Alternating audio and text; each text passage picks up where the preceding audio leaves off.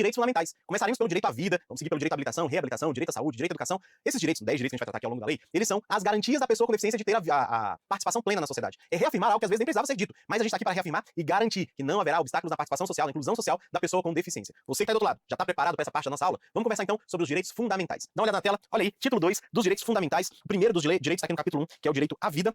Nós já vamos falar dele. Olha só, compete ao poder público garantir a dignidade da pessoa com deficiência ao longo de toda a sua vida. Então essa é a primeira determinação que nós temos aqui com relação ao direito à vida. Então todos devem ter dignidade ao longo de sua vida e aqui ele reafirma isso para a pessoa com deficiência. E ele vai dizer aqui que se eu estiver em situação de risco, ou em situação de emergência, ou ainda em estado de calamidade pública, a pessoa com deficiência ela vai ser considerada vulnerável. A gente já havia dito isso, né? Vulnerável. Só que nesse caso, o poder público ainda deve adotar medidas que garantam sua proteção e sua segurança. Então, quem é vulnerável? A pessoa com deficiência. Especialmente vulnerável, a gente já disse. A criança, o idoso, a mulher e o adolescente. Esses são especialmente vulneráveis. Tranquilo? Continuamos.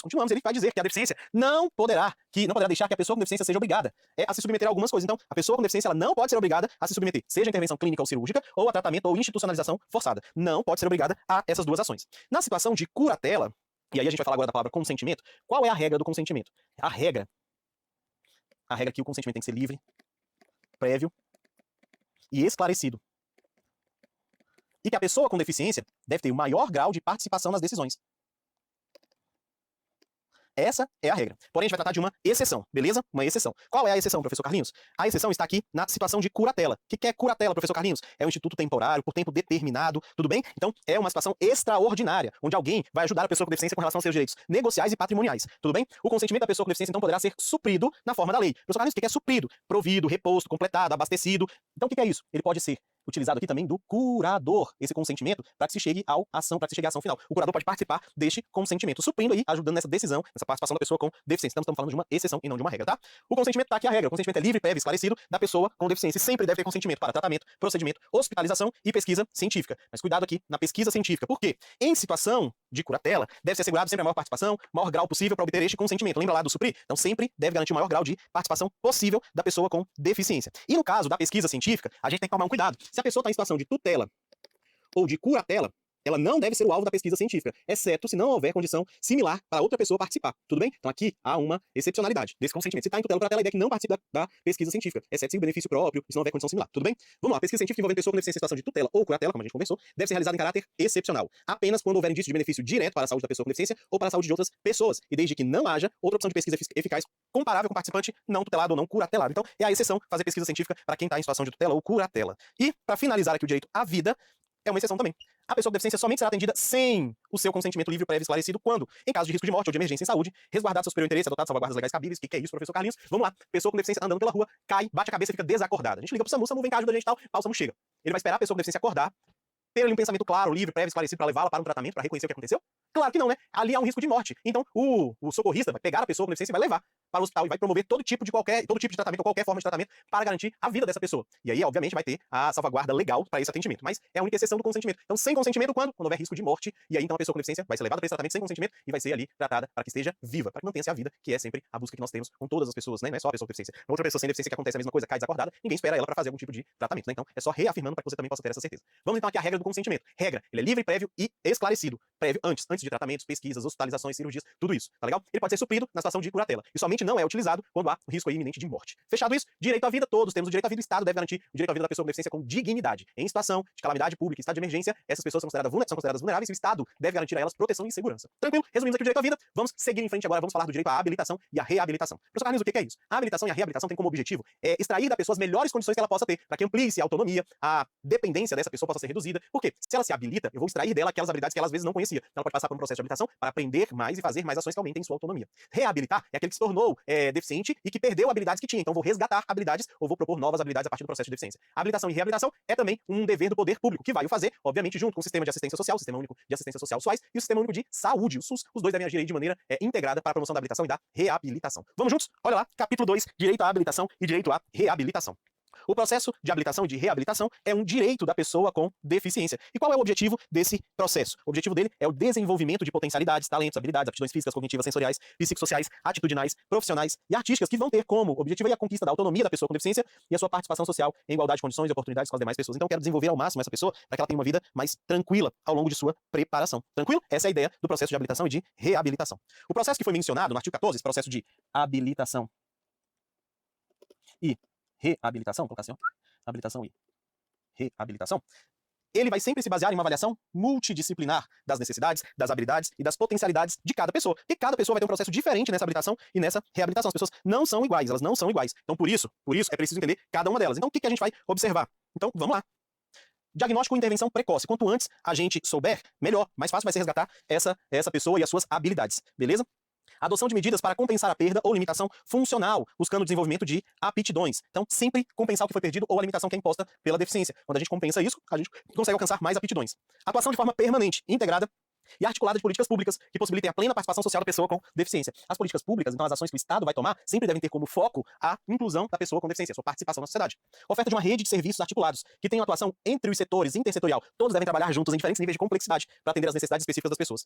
O serviço deve ser próximo ao domicílio da pessoa com deficiência. Porque, professor Carlinhos, se for longe, não faz muito sentido, né? Inclusive na zona rural, respeitada as redes de atuação da área de saúde, RAS, e as normas do SUS, para esse atendimento próximo à residência da pessoa. Mas se ele precisar se deslocar, professor Carlinhos, haverá aí uma participação do Estado nesse deslocamento para garantir que essa pessoa vai ter o seu atendimento? Sim, o Estado deve garantir esse deslocamento e deve garantir que a pessoa vai ser atendida, tá bom? Seguindo em frente, nesses programas de habilitação e de reabilitação, o que eu vou garantir? Organização, serviços, métodos, técnicas e recursos para atender as características individualizadas de cada pessoa com deficiência. Tem que garantir a acessibilidade em todos os ambientes e serviços. Tem que ofertar tecnologia assistiva, equipamento e tecnologia de reabilitação, materiais adequados, um apoio de um profissional técnico para cada pessoa de acordo com a sua deficiência.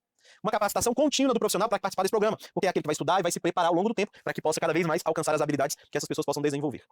E por fim, chegamos aqui ao último artigo do direito à habilitação e reabilitação, que trata dos serviços do SUS, do Sistema Único de Saúde, do SUAS, do Sistema Único de Assistência Social. Juntos, eles devem promover ações articuladas, tanto para a pessoa com deficiência quanto para a sua família. Devem fornecer informações, orientações para aquisição e formas de acesso às políticas públicas que estão disponíveis. Sempre qual é a finalidade? A plena participação social das nossas pessoas com deficiência. Em todas as áreas. Na área de saúde, educação, cultura, esporte, lazer, transporte, previdência social, assistência, habitação, trabalho, empreendedorismo, acesso ao crédito, proteção, direito e também nas demais áreas que sejam necessárias para o exercício da cidadania. Então, os serviços ofertados tanto pelo SUS quanto pelo SUAS vão ter essa característica. E aí, tranquilo? Aqui é a nossa conversa sobre o direito, habilitação e reabilitação. Então, em regra, o que é o direito à habilitação e reabilitação? É o resgate para que a gente possa trazer e desenvolver na pessoa com deficiência, de acordo com suas características, o melhor para que ela possa estar na sociedade vivendo de forma plena. Então, eu tento reduzir ou compensar as limitações impostas em razão da deficiência para que todos possam viver de forma plena em sociedade. Esse é o papel dos profissionais que vão agir de forma multiprofissional, interdisciplinar na avaliação, no atendimento, na habilitação, na reabilitação dessas pessoas com deficiência. Vamos chegar a mais um direito fundamental, que é o direito à saúde. O direito à saúde tem característica muito peculiar, que é o que, professor Carlinhos? O Brasil tem o maior sistema de saúde do mundo, o SUS. Ele é aqui o centro do direito à saúde. E toda pessoa com deficiência tem direito à atenção primária, atenção de alta complexidade no sistema de saúde do nosso país. E, seja próximo da sua residência ou longe dela, o SUS vai sempre atuar. E o Estado tem o dever de cuidar e garantir que a pessoa com deficiência tenha e goze de plena saúde. Vamos falar um pouco sobre isso? Dá uma olhada aí na tela, galerinha. Capítulo 3 aí, do título 2 dos direitos fundamentais, direito à saúde.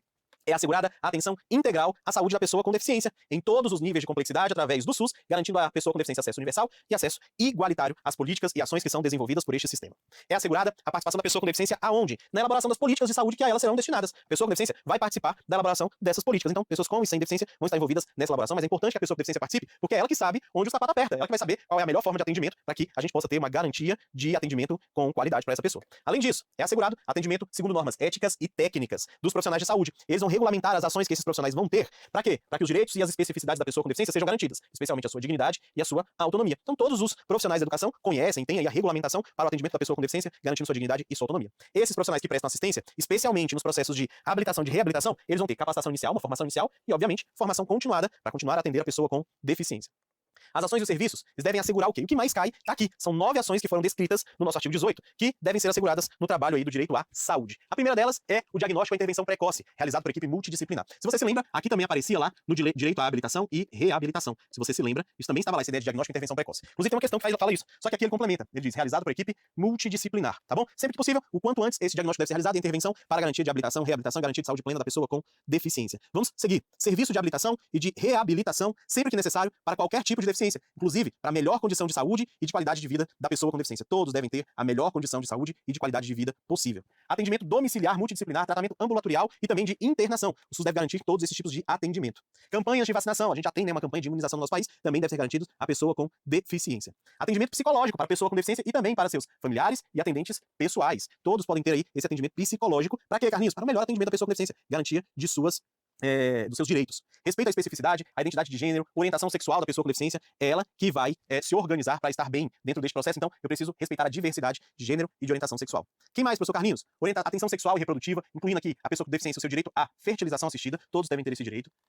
Informação adequada e acessível à pessoa com deficiência e seus familiares sobre a sua condição de saúde. Todo mundo também tem direito a ter essa informação, sem contar que também pode acompanhar a pessoa com deficiência, né, gente? Tem que ter essa garantia de atendimento e de acompanhar a pessoa. Ela tem sempre direito a uma acompanhante, não é verdade? Vamos lá, tem mais o que, professor Carlinhos? Serviços projetados para prevenir e a ocorrência e o desenvolvimento de deficiência e agravos adicionais. Então, prevenir a ocorrência e desenvolver é quando você tem, por exemplo, uma deficiência que vai desgastar mais e vai piorar o quadro da pessoa com deficiência. Promoção de estratégia de capacitação permanente das equipes que atuam no SUS, em todos os níveis de atenção, no atendimento à pessoa com deficiência, bem como orientação aos seus atendentes pessoais e, por fim, oferta de órteses, próteses, meios auxiliares de locomoção, medicamento, insumos, fórmulas nutricionais, tudo de acordo com as normas que o Ministério da Saúde traz. As diretrizes que estão aqui dispostas valem tanto às instituições públicas quanto às instituições privadas, tanto para o público quanto para o privado, que participam e formam o SUS de forma complementar, ou ainda aquelas que recebam recurso público para sua manutenção. Caminhamos para o artigo de número 19. Então, como que a gente vai fazer acontecer? O SUS vai ter ações para prevenir as deficiências que têm causas evitáveis. Como é que ele faz isso? Lá no tratamento gestacional de atenção primária, a gente tem isso, nas práticas alimentares, nos programas de imunização. Então, todo esse acompanhamento deve acontecer para tentar evitar aquelas que são evitáveis. Então, acompanhamento da gravidez, o pré-natal, o parto, o puerpério, com garantia de parto humanizado e seguro, essa é uma forma de evitar aí deficiências. Promoção de práticas alimentares adequadas e saudáveis, vigilância alimentar e nutricional, cuidado integral de agravo para a alimentação e nutrição da mulher e da criança, aprimoramento da expansão do programa de imunização e de triagem neonatal e, por fim, identificação e controle das gestantes de alto risco que também podem, a partir da sua gestação, terem crianças com deficiência. Chegamos ao artigo 20, e esse é legal, que cai com muita recorrência. Não se pode cobrar valores adicionais, isso é crime. Então, ele vai dizer aqui, as operadoras de planos e seguros privados são obrigadas a garantir para a pessoa com deficiência, no mínimo, todos os serviços e produtos ofertados aos demais clientes, sem cobrança de valores adicionais. Não pode cobrar a mais. Também não pode se negar a atender a pessoa com deficiência em razão de sua deficiência, o que pode configurar um caso de discriminação. Beleza? Cuidado. Artigo 21. Quando esgotados os meios para atender a pessoa no seu local de residência, fizemos tudo que tinha aqui nesse local, mas não tem como atender. Então, vai ser prestado atendimento fora do domicílio da pessoa com deficiência, tanto para o diagnóstico quanto para o tratamento dessa pessoa. Aí agora, para atender fora, vai ter que garantir transporte e acomodação tanto para a pessoa com deficiência quanto para o seu acompanhante. Então, moro no município A, mas lá não tem como tratar, então vou para o município B. Para ir para o município B, tanto o transporte quanto a acomodação no município B, quem vai arcar é o poder público, é ele que deve garantir aí deslocamento e acomodação para a pessoa com deficiência e também para o seu acompanhante. Falando de acompanhamento, eu já tinha dito isso, mas se afirma aqui, ó, a pessoa com deficiência que estiver internada ou ainda em observação, ela tem direito a um acompanhante ou uma atendente pessoal, devendo o órgão ou a instituição de saúde proporcionar condições para a sua permanência em tempo integral. A regra é essa, ter acompanhante em tempo integral. Ah, Carlinhos, mas existem alguns casos que não dá para ter acompanhante. Então, olha aí, ó, na impossibilidade de permanência do acompanhante junto à pessoa com deficiência, deverá então ter um profissional de saúde responsável pelo tratamento, justificar isso por escrito. Ah, não pode acompanhar por isso, por aquilo, tem que justificar. Senão não há justificativa, porque a regra é ter o acompanhamento, tudo bem? Na ocorrência do impedimento da pessoa que está lá, feita por escrito, o órgão deve sempre adotar as medidas para suprir a ausência do acompanhante ou do atendente. Tem que ter alguém que vai fazer as vezes de acompanhante ou de atendente pessoal para garantia dos direitos da pessoa com deficiência. Ok? Estamos chegando à porção final do direito à saúde, e agora a gente reafirma, é vedado toda forma de discriminação contra a pessoa com deficiência, inclusive por meio da cobrança de valor diferenciado em plano ou seguro de saúde em razão da sua condição. Não pode cobrar valores adicionais. Isso seria uma forma de discriminação, e lembrando, discriminação é crime. É assegurado ainda à pessoa com deficiência o acesso ao sistema de saúde, tanto público como privado, as informações prestadas e recebidas por meio de recursos de tecnologia assistiva, forma de comunicação que seja acessível para essa pessoa, além da comunicação simples, oral e escrita. Toda pessoa com deficiência tem direito a acessar o serviço de saúde com informações prestadas a elas de forma direta e acessível. Ainda, os espaços, tanto público quanto privado, em conformidade com a legislação, devem garantir o acesso da pessoa com deficiência de maneira acessível. Então, em regra, deve-se garantir a acessibilidade.